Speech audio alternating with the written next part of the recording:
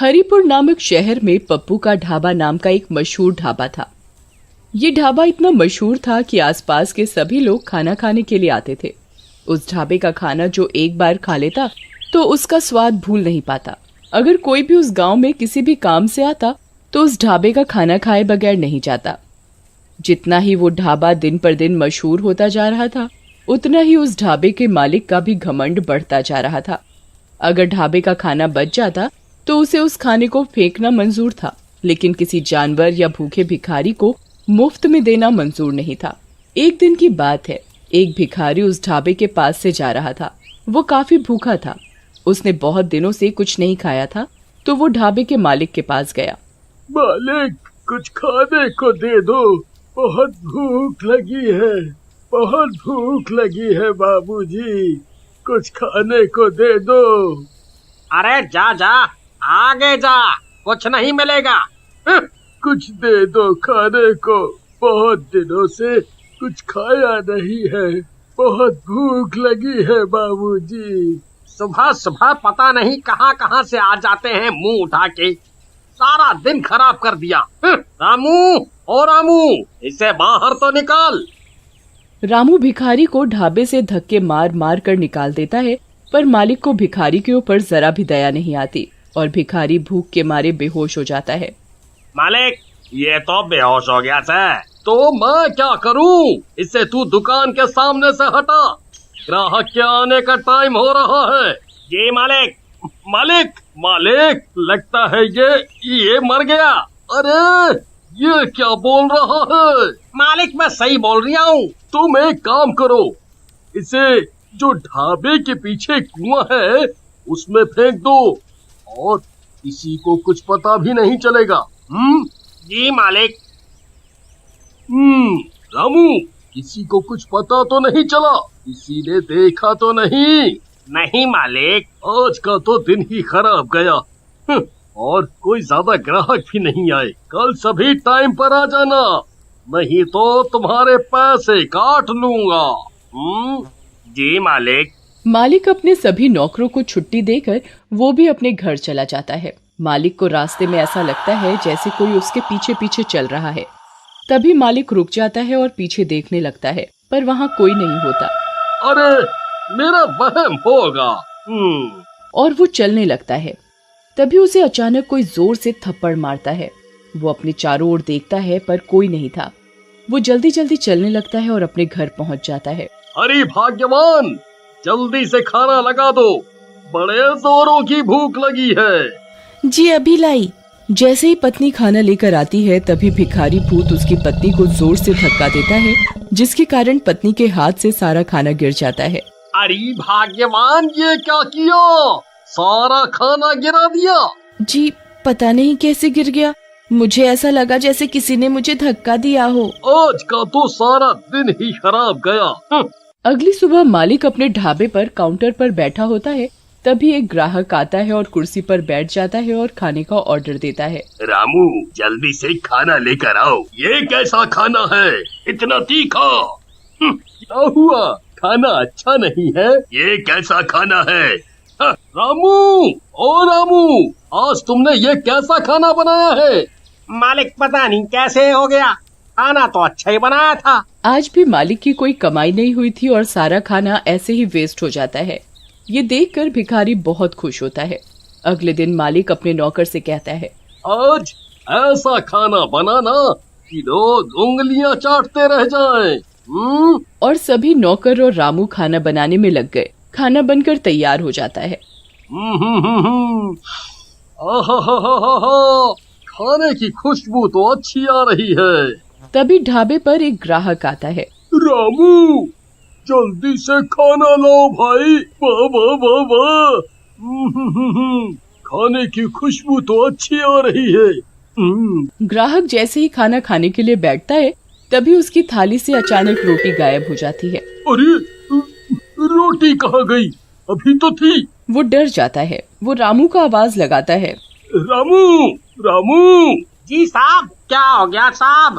अरे रामू, मेरी रोटी गायब हो गई। अरे ऐसे कैसे हो सकता है साहब, आपका वहम होगा। ये सारा करा धरा भूतिया भिखारी का था। वही सब ग्राहकों को परेशान और डरा रहा था। ग्राहक डर के मारे भाग जाता है। ढाबे के मालिक को समझ नहीं आ रहा था कि आखिर चक्कर क्या है। ऐसा रोज का काम हो गया और दिन पर दिन ढाबे के मालिक की कमाई कम होने लगी। एक दिन की बात है, शहर से कुछ लोग गांव की तरफ जा रहे थे। उन्हें पप्पू का ढाबा दिखाई दिया। उन्होंने उस ढाबे का नाम काफी सुन रखा था, तो वो ढाबे पर खाना खाने के लिए रुक गए और वो खाने का ऑर्डर करते हैं। रामू खाना लेकर आता है तो वो खाना खाने बैठते हैं तो उनकी शाही पनीर की सब्जी चिकन की सब्जी में बदल जाती है, जिसे देख वो घबरा जाता है। वो जैसे ही पीने के लिए पानी का ग्लास उठाते हैं तो भूतिया भिखारी सारा पानी उनके सिर पर डाल देता है और वो जोर जोर से चिल्लाने लगता है, भूत भूत भूत, अरे इस ढाबे पर तो भूत है। और वो वहाँ से भाग जाता है। देखते ही देखते ढाबे पर रोज अजीबोगरीब घटनाएं होने लगी। लोग उस ढाबे को अब भूतिया ढाबे के नाम से जानने लगे। एक दिन रात को ढाबे का मालिक जब ढाबे के गल्ले से पैसे निकालने के लिए गल्ला खोलता है तो वो देखता है कि इसमें तो एक भी पैसा नहीं है और पैसे की जगह मालिक को उस भिखारी का सर दिखाई देता है।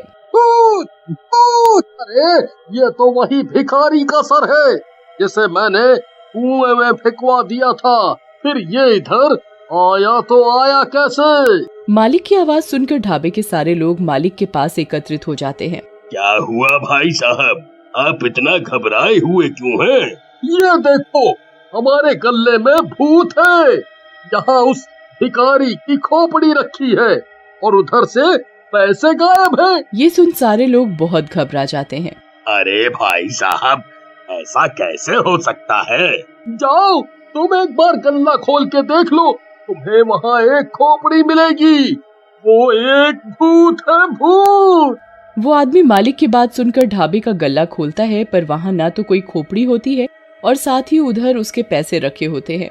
अरे क्या भाई साहब, लगता है आपकी तबीयत ठीक नहीं है। आपने नींद में कोई सपना देख लिया है।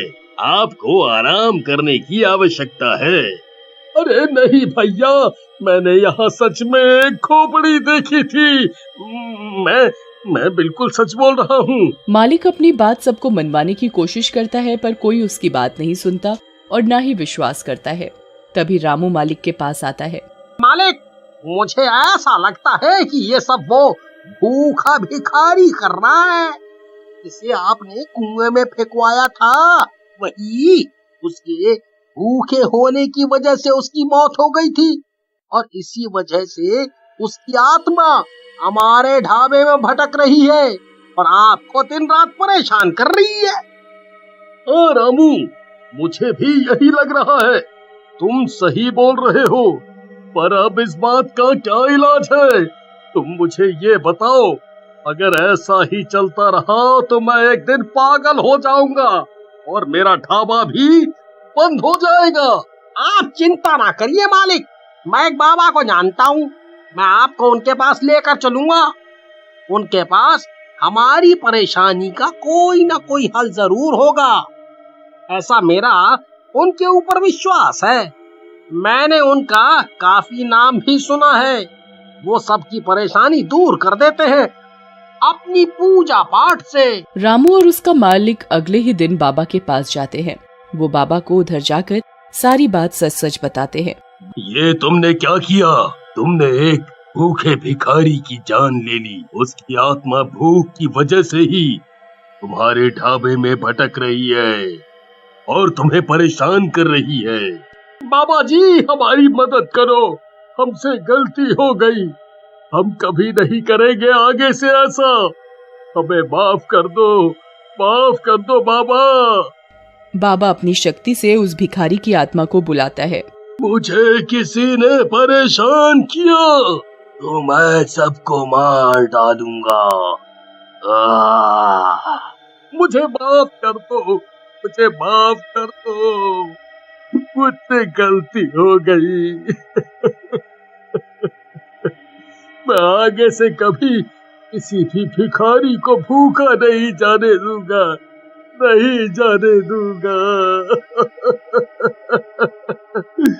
मुझे माफ कर दो।